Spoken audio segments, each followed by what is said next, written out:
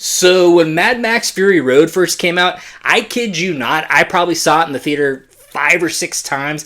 It felt like something old and yet something new at the same time. It brought me back to my childhood of like watching classic action movies. We just had this amazing cinematography with some great on-location filming, big explosions like every 10 minutes, and then these car chasings that would never end.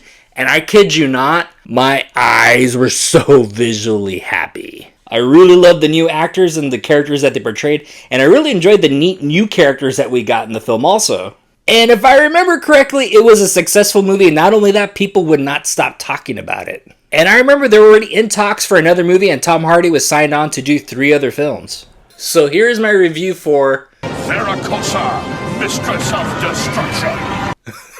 Wait a minute. Who did that? That was pretty clever, whoever did that. But no, in all seriousness, here's my review for Furiosa, a Mad Max Saga.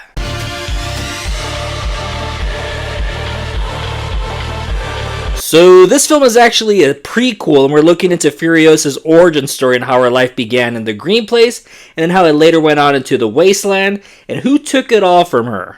So Fury Road to me felt like it was just as much of a story about Furiosa as much as it was about Mad Max. So it kind of felt like we had a pretty good idea about what happened to her, even though we didn't get all the details. But we kind of got the gist of what possibly happened to her in her traumatizing experience that was full of pain and anguish. And even Furiosa as a character, I felt like her revenge plot, even though we didn't know much details about it, it did feel like it came to a nice conclusion at the end of Fury Road. So I've been waiting for a sequel to Fury Road since the film came out. So when I found out that this film was going to be not only a prequel, but it was also going to be recasted without Charlize Theron, I'm not gonna lie, my reaction was pretty much like this. Oh, come on! So you're saying you need a younger actress to play a younger version of Furiosa? Okay, I buy that. Anya Taylor-Joy plays the young version of Furiosa, and her performance is good and very much believable.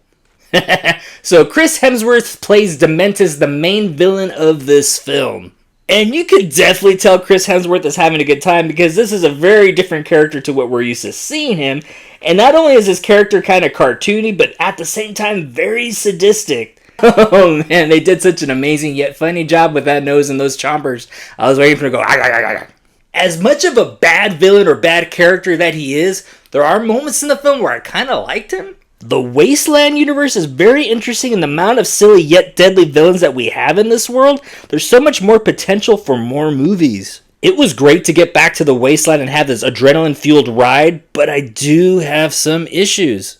It is really hard not to compare this movie to Fury Road for multiple reasons, and I'll tell you why. So in Fury Road, we had some vague bullet points on Furiosa's past, but all we knew that it was awful and very traumatic, and one person in particular was probably responsible for it. As much as Hemsworth steals the show in this movie and is a great villain in this universe, I don't think he should have been the main villain.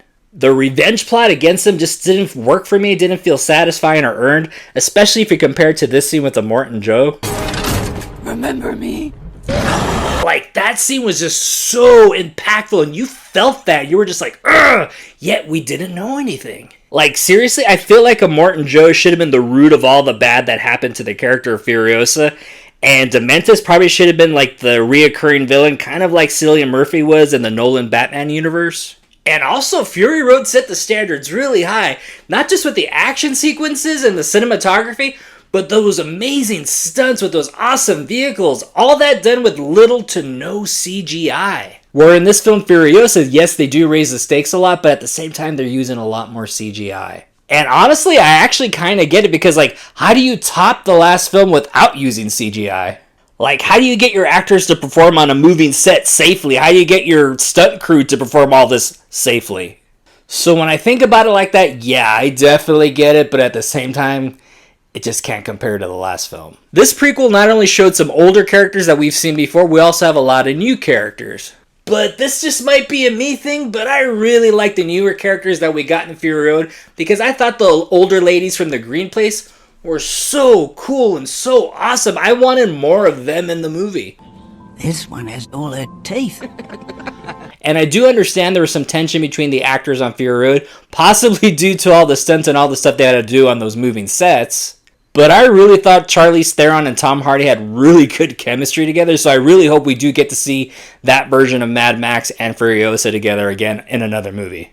Oh yeah, wait, back to my review of Furiosa. Despite the problems that I had with the movie Furiosa, I still enjoyed it. I thought it was a good entry to the saga. I thought Anya Taylor-Joy was great in the role, and also I thought Chris Hemsworth was amazing. My review for Furiosa Mad Max Saga, it's definitely worth the watch at the theater. It is still a great summer action movie, and this is what summer movies are supposed to be like. Alright, so did you see the movie? Did you like it? Did you have the same problems that I did? Or did you think I was completely wrong? Please comment below, and please don't forget to hit like and subscribe and set that notification button. I'm Mike the Movie Misfit, and I'll see you at the movies.